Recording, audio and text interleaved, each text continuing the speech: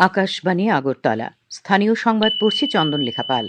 এখনকার বিশেষ বিশেষ খবর হলো, মুখ্যমন্ত্রী অধ্যাপক ডক্টর মানিক সাহা বলেছেন, প্রান্তিক মানুষের কাছে চিকিৎসার সুযোগ পৌঁছে দিতে রাজ্যের হাসপাতালগুলিকে আরও জনবান্ধব ও আধুনিক করে গড়ে তোলার উপর জোর দেওয়া হয়েছে। কৃষিমন্ত্রী রতনলাল নাথ জানিয়েছেন, কেন্দ্রীয় সরকার গ্রামীণ বিকাশের স্বার্থে বিকশিত ভারত জি রামজি আইন প্রবর্তন করেছে। প্রধানমন্ত্রী নরেন্দ্র মোদী আজ নতুন দিল্লিতে তাঁর বাসভবনে ভারতীয় এআই স্টার্টআপগুলির সঙ্গে গোলটেবিল বৈঠক করেন। বিজয় হাজারে ট্রফি সীমিত ওভারের ক্রিকেটের গ্রুপের শেষ খেলায় ত্রিপুরা জয়লাভ করেছে। এবারে সংবাদ বিস্তারিত। মুখ্যমন্ত্রী অধ্যাপক ডক্টর মানিক সাহা বলেছেন, প্রান্তিক মানুষের কাছে চিকিৎসার সুযোগ পৌঁছে দিতে রাজ্যের হাসপাতালগুলিকে আরও জনবান্ধব ও আধুনিক করে গড়ে তোলার উপর জোর দেওয়া হয়েছে। আজ আগরতলা সরকারি নার্সিং কলেজে রক্তদান শিবিরের উদ্বোধন করে তিনি কথা বলেন। তিনি বলেন, আধুনিক হাসপাতাল, উন্নত চিকিৎসা সরঞ্জাম, আধুনিক চিকিৎসা পরিষেবা, দক্ষ চিকিৎসাকর্মী, চিকিৎসক ইত্যাদি সমন্বয়ের মাধ্যমে সরকার রাজ্যের স্বাস্থ্য ব্যবস্থাকে শক্তিশালী করার প্রচেষ্টা নিয়েছে। স্বেচ্ছা রক্তদান সম্পর্কে তিনি বলেন, রক্তদান শুধুমাত্র একটি আনুষ্ঠানিক কর্মসূচি নয়, এটি মানব ধর্ম পালনের একটি বিরাট সুযোগ। বক্তব্য রাখেন আগরতলা পুর নিগমের মেয়র তথা বিধায়ক দীপক মজুমদার, প্রাক্তন বিধায়ক সুবল ভৌমিক, জিবিপি হাসপাতালের deputy MS doctor Kanak Chowdhury প্রমুখ। শিবিরে 53 জন স্বেচ্ছায় রক্তদান করেন। কৃষিমন্ত্রী রতনলাল নাথ জানিয়েছেন, কেন্দ্রীয় সরকার গ্রামীণ বিকাশের স্বার্থে বিকশিত ভারত জি রামজি আইন প্রবর্তন করেছে। তিনি বলেন, নতুন এই আইনে গ্রামীণ এলাকায় বছরে 100 দিনের পরিবর্তে 125 দিন কাজের সংস্থান করা হয়েছে। দুর্নীতি রোধ করার ব্যবস্থা জোরদার করা হয়েছে। আইনের অনুযায়ী এই খাতে অর্থ বরাদ্দ বাড়ানো হয়েছে। আজ মহাকারণে এক সাংবাদিক সম্মেলনে তিনি এই কথা বলেন। নতুন এই আইন প্রবর্তন করায় প্রধানমন্ত্রী নরেন্দ্র মোদী, কেন্দ্রীয় কৃষিমন্ত্রী শিবরাজ সিং চৌহানকে ধন্যবাদ জানিয়ে কৃষিমন্ত্রী বলেন, এই আইনের ফলে ত্রিপুরা রাজ্য উপকৃত হবে। 2005 সাল থেকে 2014 সাল পর্যন্ত এমজিএনরেগায় কেন্দ্রীয় সরকারের অর্থ বরাদ্দ যেখানে 2,13,000 কোটি টাকা ছিল, এনডি আমলে 2015 সাল থেকে 2025 সাল পর্যন্ত তা বেড়ে হয়েছে 7,80,000 কোটি টাকা। তিনি বলেন, ত্রিপুরায় 6,56,000 জব কার্ডধারী রয়েছেন। নতুন আইনে গ্রামে স্থায়ী সম্পদ সৃষ্টি, জল সংরক্ষণ, জল নিরাপত্তা, গ্রামীণ জনগোষ্ঠীর আত্মনির্ভরশীলতার উপর গুরুত্ব দেওয়া হয়েছে। এই আইনে জব কার্ডধারীরা কাজ চেয়ে কাজ না পেলে বেকার ভাতা পাওয়ার অধিকারী হবেন। মন্ত্রী বলেন, আজীবিকা মিশনে আত্মনির্ভরশীল হওয়ার সুযোগ রয়েছে এই নতুন আইনের মাধ্যমে।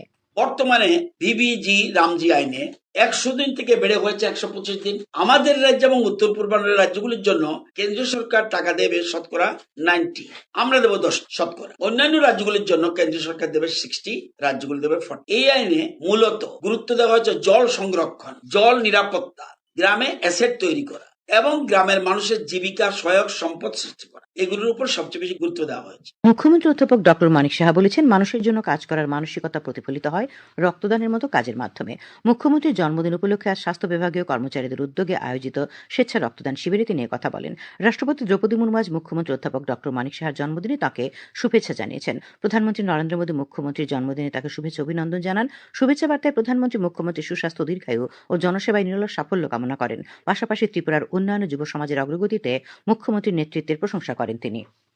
অর্থমন্ত্রী প্রণজিৎ সিংহ রায় আজ উদয়পুর নেতাজি সুভাষ মহাবিদ্যালয়ে নবীনবরণ অনুষ্ঠানে নবাগত শিক্ষার্থীদের বরণ করেন। অনুষ্ঠানে তিনি বলেন, নবীনবরণ শিক্ষাজীবনের এক তাৎপর্য অধ্যায়ের সূচনা। আত্মবিশ্বাস, শৃঙ্খলা ও নৈতিক মূল্যবোধ গড়ে তোলার মাধ্যমে শিক্ষার্থীরা আগামী দিনে সমাজ ও দেশের জন্য দায়িত্বশীল নাগরিক হয়ে উঠবেন বলে তিনি অভিমত ব্যক্ত করেন। উপস্থিত ছিলেন গোমতী জেলা পরিষদের সভাধিপতি দেবল দেবরায়, বিধায়ক অভিষেক দেবরায়, জিতেন মজুমদার ও রামপদ জমাতিয়া, উদয়পুর পৌর পরিষদের চেয়ারম্যান শীতলচন্দ্র মজুমদার প্রমুখ। রাজ্য পুলিশের মহানির্দেশক অনুরাগ আজ পুলিশ সদর দপ্তরের সাংবাদিক সম্মেলনে জানান, রাজ্যে গত এক বছরে 8.30% অপরাধ কমেছে। খুন, মহিলাদের বিরুদ্ধে অপরাধ, যান সংক্রান্ত দুর্ঘটনা অপরাধ অনেক কমেছে। 2024 সালে রাজ্যে 4,033টি মামলা হয়েছিল এই খাতে। গত বছর এই সংখ্যা কমে দাঁড়িয়েছে 3,698-তে।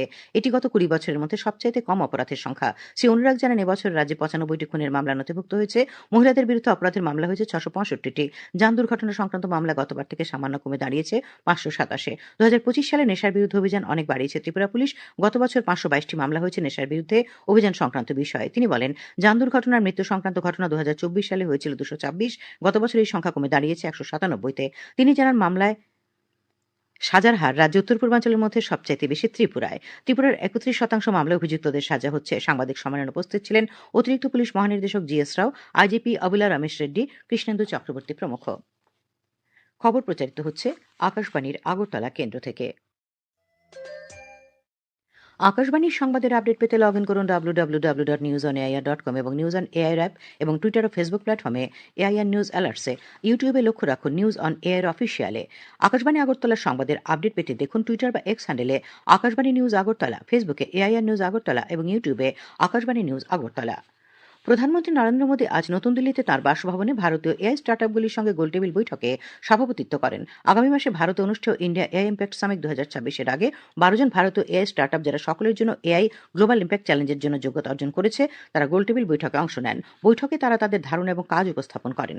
প্রধানমন্ত্রী সমাজ রূপান্তর আনতে কৃত্রিম বুদ্ধিমত্তার গুরুত্ব তুলে ধরেন। তিনি উল্লেখ করেন যে স্টার্টআপ এবং এআই উদ্যোক্তারা ভারতের ভবিষ্যৎ সহস্থপতি এবং বলেন যে দেশের উদ্ভাবন এবং বৃহৎ পরিসরে বাস্তবায়নের জন্য তাদের অপরিসীম ক্ষমতা রয়েছে।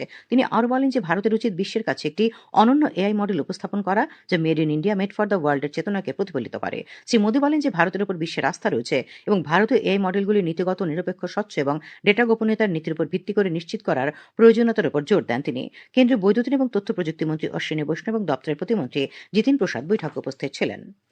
গুজরাটের প্রভাস পাটানে সোমনাথ মন্দিরের স্থায়ী চেতনা উদযাপনের জন্য 4 দিনব্যাপী সোমনাথ স্বাভিমান পর্ব আজ থেকে শুরু হয়েছে। 1026 খ্রিস্টাব্দের জানুয়ারিতে সোমনাথে প্রথম আক্রমণের 1000 বছর এবং 1951 সালে পুনরুদ্ধারকৃত মন্দিরের উদ্বোধনের 75তম বার্ষিকী উদযাপন উৎসবের আজ সূচনা হয়। এই উপলক্ষে প্রথম জ্যোতির্লিঙ্গে 72 ঘণ্টার একটানা অখণ্ড ওঙ্কার জপ, শঙ্খ এবং ঐতিহ্যবাহী ডমরুর ধ্বনির মাধ্যমে অনুষ্ঠানটি শুরু করা হয়। প্রধানমন্ত্রী নরেন্দ্র মোদী আজ সোমনাথ স্বাভিমান পর্বের সূচনা উপলক্ষে দেশবাসীকে শুভেচ্ছা জানিয়েছেন। শীত বাড়তে থাকায় শীতকালীন সবজি উৎপাদন করে মুখে চড়া হাসি রাজ্যের কৃষি প্রধান মহকুমা হিসেবে পরিচিত সোনামুড়ার কৃষকদের। এ সময় ভালোই লাভের মুখ দেখছেন বলে জানিয়েছেন তারা। রাজ্যে এখনো পর্যন্ত দিনের সর্বনিম্ন তাপমাত্রার পারদ ঘোরাফেরা করছে 8 থেকে 10 ডিগ্রি সেলসিয়াসের মধ্যে, যা শীতকালীন ফুলকপি, বাঁধাকপি, টমেটো সহ অন্যান্য সবজি উৎপাদনের জন্য খুবই উপযোগী আবহাওয়া বলে জানিয়েছেন বক্সনগর কৃষি মহকুমার কৃষি তত্ত্বাবধায়ক সুব্রত দেবনাথ। এখনো অবধি আমাদের কাছে যে খবর আছে, আমাদের বক্সনগর কৃষি মহকুমাতে এই বছর আমরা বিভিন্ন ধরনের শীতকালীন সবজির চারা এবং বীজ সবই আমরা কৃষকদেরকে দিয়েছি এবং বিভিন্ন এলাকা পরিদর্শনে আমাদের কাছে যে রিপোর্ট আছে আমরা দেখেছি যে সব জায়গাতেই মোটামুটি ভালো ফলন হয়েছে এবং কৃষকরাও মোটামুটি বাজারে ভালো দাম পাচ্ছেন। মাঝে একটু কয়েকদিনের জন্য ফুলকপি, বাঁধাকপির রেটটা একটু ডাউন হয়েছিল, কিন্তু গত 2-3 দিনে আবার রেটটা উঠেছে এবং কৃষকরা তাদের যে প্রোডাকশন আছে বা উৎপাদন আছে এই উৎপাদনে খুবই খুশি। কিষাণ সম্মান নিধি থেকে শুরু করে কৃষক ও কৃষির কল্যাণে জারি থাকা সরকারি বিভিন্ন প্রকল্পে প্রাপ্ত সহায়তা তাদের উৎপাদনের পথকে অনেকটাই সহজ করেছে বলে জানিয়েছেন কৃষকরা। কথা সাহিত্যিক অদ্বৈত মল্লবর্মণের 112তম জন্মবার্ষিকী উদযাপনের অঙ্গ হিসেবে অদ্বৈত মল্লবর্মণের সাহিত্য ভিক্ষা ও তার উত্তরাধিকার বিষয়ক রাজ্যভিত্তিক আলোচনা চক্র আজ অমরপুরে অনুষ্ঠিত হয়। উচ্চশিক্ষামন্ত্রী কিশোর বর্মন অমরপুরের অদ্বৈত মল্লবর্মণ স্মৃতি মহাবিদ্যালয়ে এই আলোচনা চক্রের উদ্বোধন করেন। অদ্বৈত মল্লবর্মণের সাহিত্য ও জীবন কাহিনী নিয়ে বক্তব্য রাখেন বিধায়ক রঞ্জিত দাস, শচীন দেববর্মন স্মৃতি সঙ্গীত মহাবিদ্যালয়ের ভারপ্রাপ্ত অধ্যক্ষা ডক্টর মনিকা দাস এবং অদ্বৈত মল্লবর্মণ স্মৃতি মহাবিদ্যালয়ের দায়িত্বপ্রাপ্ত অধ্যক্ষ ডক্টর প্রদীপ কুমার দীপক। অনুষ্ঠানে 5 জন মৎস্যজীবীকে সম্বর্ধনা দেওয়া হয়। মুখ্যমন্ত্রী অধ্যাপক ডক্টর মানিক সাহা আগামীকাল আগরতলার স্বামী বিবেকানন্দ ময়দানে 3 দিনব্যাপী স্বদেশী মেলার উদ্বোধন করবেন। আজ এক সাংবাদিক সম্মেলনে কথা জানান আগরতলা পুর নিগমের মেয়র দীপক মজুমদার। তিনি বলেন, মেলায় 60 থেকে 65টির মতো মণ্ডপ থাকবে। প্রতিদিন দুপুর 1টা থেকে রাত 9টা পর্যন্ত মেলা চলবে। তিনি বলেন, এই উদ্যোগটি আত্মনির্ভর ভারত এবং আত্মনির্ভর ত্রিপুরা দৃষ্টিভঙ্গির সঙ্গে সামঞ্জস্যপূর্ণ। স্বনির্ভর গোষ্ঠীর সদস্যরা তাদের পণ্য প্রদর্শন করবেন। মেলায় প্রতিদিন আলোচনা চক্র সহ সাংস্কৃতিক অনুষ্ঠান হবে। তিনি বলেন, মেলায় 1905 সালে স্বদেশী আন্দোলনের স্মৃতিচারণ করা হবে।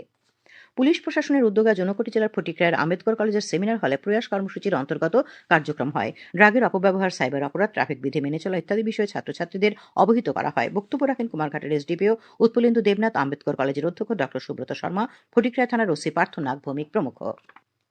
খেলার খবর। বিজয় হাজারে ট্রফি সীমিত ওভারের ক্রিকেটের গ্রুপের শেষ খেলায় ত্রিপুরা জয়লাভ করেছে। আহমেদাবাদের গুজরাট কলেজ ক্রিকেট মাঠে অনুষ্ঠিত খেলায় রাজ্যদল 197 রানে ঝাড়খণ্ডকে হারিয়ে দেয়।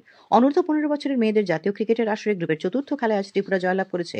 গুয়াহাটিতে অনুষ্ঠিত খেলায় ত্রিপুরা 10 উইকেটে মেঘালয়কে হারিয়ে দেয়। রাজ্য সরকারের জনজাতি কল্যাণ দপ্তরের উদ্যোগে আগামীকাল থেকে ভগবান বিরসা মুন্ডা ফুটবল প্রতিযোগিতার রাজ্য স্তরের আসর শুরু হচ্ছে। আন্তঃহস্টেল ফুটবল টুর্নামেন্টের স্লোগান হল kick for health, play for pride. রাজধানীর ভগৎ সিং যুব আবাসের সাংবাদিক সম্মেলনে জনজাতি কল্যাণ দপ্তরের সচিব ডক্টর কে শশীকুমার জানিয়েছেন, রাজধানীর উমাকান্ত মেডি স্টেডিয়ামে খেলা হবে। এবছর অনুষ্ঠিত টুর্নামেন্টে মহকুমা স্তরে 316টি দল এবং জেলা স্তরে 46টি দল অংশ নেয়।